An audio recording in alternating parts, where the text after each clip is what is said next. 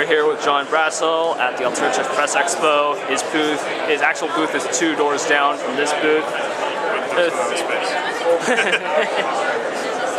And can you introduce yourselves to all the people who don't know you? Sorry, what? Can you introduce yourself to all the people who don't know you? Yeah, like you said, my name is John Brassell. I'm an artist. I've been working in video games and illustration for 4 or 5 years now. Just picking up lots of freelance. Recently been doing a lot of stuff with Magic the Gathering and also various other clients. And yeah, it's been a good time. And what got you interested in drawing? What got me interested in drawing? Yes. Probably Ninja Turtles. I was drawing all kinds of Ninja Turtles when I was like 7 years old. So I probably designed 150 other mutant animals when I was like 7. So that's probably what did it. The 1980s version of Ninja Turtles? Yeah. I think I read the Archie comics more than the other ones, but yep. More than the original, where it's... Yeah, I think it was what was the original one, the Dark Horse? I don't remember the publisher, but I remember it was very graphic and very serious. Yeah, no, I like that one now, but at the time I was reading the Archie comics. So, but yeah, that's what got me into drawing. So, what are your tools of the trade? Tools of the trade, Photoshop, mostly. I also oil paint and do stuff traditionally. But in terms of illustration, to keep up with the demand and the speed people want work, you pretty much need Photoshop and some kind of tablet, either a Cintiq or an Intuos, something like that. Unlike those old archaic devices from the 80s and 90s. I actually had a serial port Intuos 1 for a little bit. Is that what you're talking about? Like the really old ones? Yeah, where you can't even see what's on the screen. It's like this blank pad, like a green screen, and then you draw, and then you take this little stylus, you draw on the thing, and then the image shows up on the computer screen. Yeah, I never got to use those. No, I'm not. I think back then people were still using Paint more, and then just sending them in to be scanned. In fact, with Magic, a lot of people are still using Paint, and then either photographing or sending in the original paintings. So, yeah. Yep. So, can you tell us about your very first piece that was released? For Magic? Yes. First one I did was Windrake.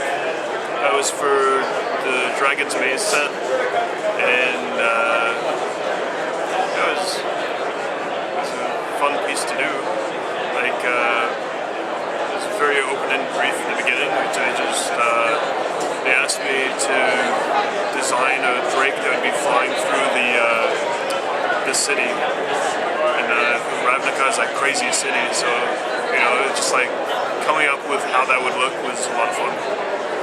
And then I tried to design the drake to be somewhat realistic, but also, like I designed it how I like dragons so much. So, and yeah, it was really fun to see it get printed out as a card. And the contributions for Theros? What do I have out so far? I can't remember the exact names. I remember the names that they were assigned to me as. One was the Deceiver Priestess, which the actual name of the card is different. And the other one was called Dual Strike. I think the actual name of the card though is Coordinated Assault. Those two have come out, and I've been pretty happy with how those look. They give me a chance to do more character stuff instead of creature and environment. So. Someone was telling me they actually won. What was the Secret Priestess called? Maybe it's like Disciple of Phoenix? I don't remember what the card is called. I remember what they assigned it to me as. Someone came by my booth and said they won with the card, so that's always fun. People recognize customize the card because they actually play with it.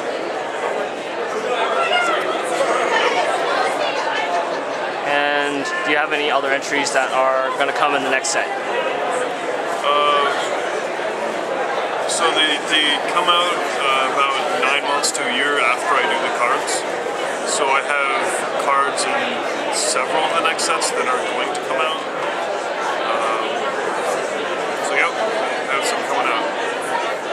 So expect more of your work to show up in the following 2 sets. Yeah, in the following sets, there should, like, it's been pretty steady. So yeah, probably 2 or 3 cards a set, I think. Because of your work schedule?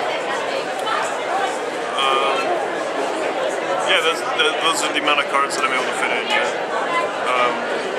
Usually, Magic will assign just a few cards per artist because they have so many artists working on them.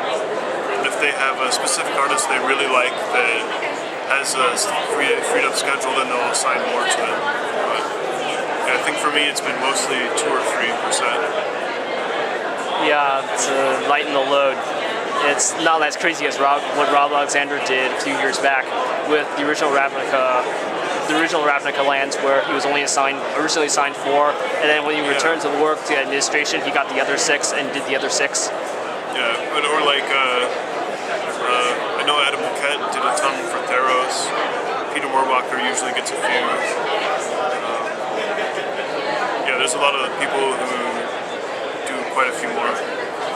And if my schedule frees up, maybe I'll do that. But right now it's a balancing act with everything going on. Yep, balancing it between your work, freelancing, and whatever else is going on within your life. Yeah, well, actually, it's been pretty crazy. I've been moved out to Boston last month for a temporary job in Boston, and then so I didn't have any studio space. And you're trying to like work in hotels and stuff, and then you're moving around a lot, and yeah, it's kind of hectic. Just like the regular army, where you're sent to one location, you spend some time in a 5x5 room, and then you're moved to another location, to another 5x5 room, and then you're sent to another location. Yeah, and you're in a bed and breakfast, and you're like, oh, now I have to snag this coffee table and set it up as a desk. Yeah, it's hectic, but it's how it's been working out this last few months. So, what were you sent to Boston for? There's just an advertising studio out there, so I've been just doing illustrations for them. They're just advertising for which company? Yeah, it's like packaging and bus ads. Yeah, they just needed highly rendered, large format illustrations. My friend was working there, and he told me about the job, and it sounded exciting, and I'm looking at it as a working vacation. So I'm from San Francisco, or I have been for the last 5 years, and I get to live on the East Coast for a couple months and check out the museums, check out like New York City. Like I said, I'm living in Boston. There's a lot of great Sargent paintings in Boston, so it's a pretty cool area. I see. So what museums did you check out in Boston? I haven't been able to check out as many as I'd like yet. Like I said, I've been pretty busy, just using every spare moment to try and catch up on my work due to the moving around. But yeah, I'll be out there for a bit more time, and I'll be able to check them out. I see. So what do you think about 3D printing? 3D printing? Yes. It's awesome. I haven't really experimented with it at all. I'm not really into ZBrush right now. It's one of those things that I'm looking at and going, I really want to do that, but it'll require me to have the time to pick it up. So it's a totally different set of skills just because it's in a very archaic state at this moment. I mean, strong design and drawing goes across all mediums. Like if you have a good eye and a good sense of visual space, that helps a lot with 3D. But in terms of what you actually need to give to a 3D printer, I've modeled a little bit in Modo, a little bit in Maya, a little bit in 3D need to do to give that to a 3D printer and have them make it. Unlike our friend Jason Felix, who's practically mastered nearly anything and everything within the art world. Yeah, or Jason Felix? Yeah, man. Yeah, that guy does everything. I didn't know is he doing 3D printing now? Yeah, the last time I met with him and talked off camera, he said, I'm still experimenting with 3D printing at this moment. I don't have too much to say about it. He said, I don't have too much to say about it, but I'm still tinkering with it. And when I get a 3D printer, I'm gonna see if what I did in the programs actually work or not. Yeah, that's cool. Yeah, I have some other friends that are experimenting, and they're keeping me updated on like what printers are coming out. Like they're finally making printers that are affordable for everyone, but they're still early in the technology. So as time goes on, better and better ones are coming out, becoming cheaper. And like there'll come a point where I'll probably get one, but not right now. Just like a home computer. Yeah, eventually. But for me, not right now. But this time it's just a novelty. Oh yeah, I mean there's like shapeways and stuff where you can commission them, right? But yeah, I'm not doing anything with 3D right now. So yeah. So what do you think about Cody Wilson's idea to use it to print guns? That's not an idea that people are doing that. Like, I don't know. That's an entirely different issue, man. Yeah. I think as 3D printing progresses, it's going to change a lot of things. So, as far as printing guns, like, people are already doing that. It's no different that people can buy guns or they can print them. Like, I don't know. Because at this moment, you can't actually buy a full automatic weapon. You can with the right licenses. Yeah, you can with the right licenses, but it usually costs 10 times as much as opposed to printing it out with a 3D printer. Oh, you wouldn't print the whole gun. You print certain pieces. You can buy most of a rifle as replacement parts or as replica.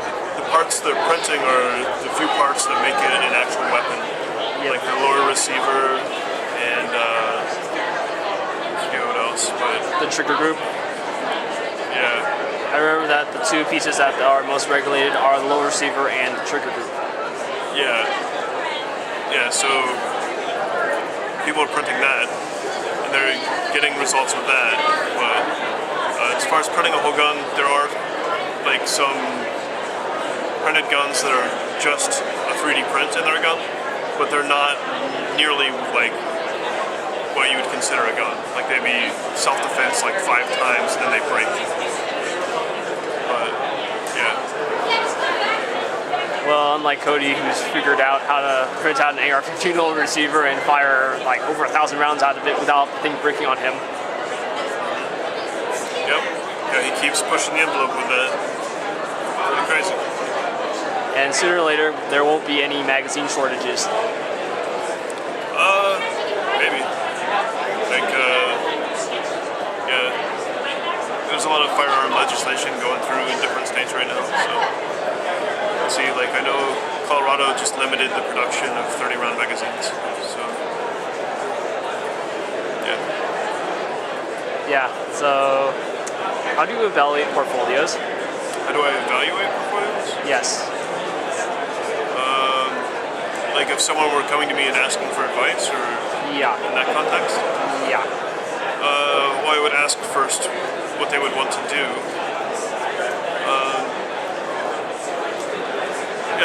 If someone came to me with a portfolio, I would just evaluate. I would first ask what they want to do, and I'd evaluate their portfolio against what they were trying to accomplish with it. If they brought me like a editorial portfolio and said I want to do magic cards, then obviously I'd be like, hey, you need to shift everything. So, yeah, I don't know. It would be dependent upon the person and the portfolio and what they wanted to do with it. So, different case per person. It's always different per person. Every portfolio is different. So, yep. I see. can you tell us about the other people that you're doing stuff with at this event? Yeah, I'm at a table with Lake Hurwitz and Don Carlos. Don Carlos is also a freelance illustrator. She's worked on various casual games, various video games, and she did some concept art for a documentary at one point. And Lake Hurwitz is the same as well, freelance artist working on a bunch of video games for mobile games, all that stuff. Yeah, they're both very talented. We actually all studied together at the Safe House Atelier. Learned a mix of classical fine art and concept design from Karl Dobsky and Matthew Black. So been hanging out with those guys for a long time. I see. So, can you tell us about your first pre-release that you went to? I've only been to one pre-release, and that was at Channel Fireball for the Dragon Maze set. Yeah, it was a lot of fun. There was a lot of energy in the room. It was pretty crazy. Like, that was my first Magic card to ever come out, and always before, you know, you're on the other side of the table. You're the guy with the cards going, "Hey, sign these for me." So yeah, it was a lot of fun. It was my friend Carla Ortiz. It was her first release as well, and she actually had a cosplayer showed up dressed as her Teysa character she designed. And then we invited out Ellen Williams and Wes Burt and Peter Morbacher. We all were hanging out there. Yeah, it was a good pre-release.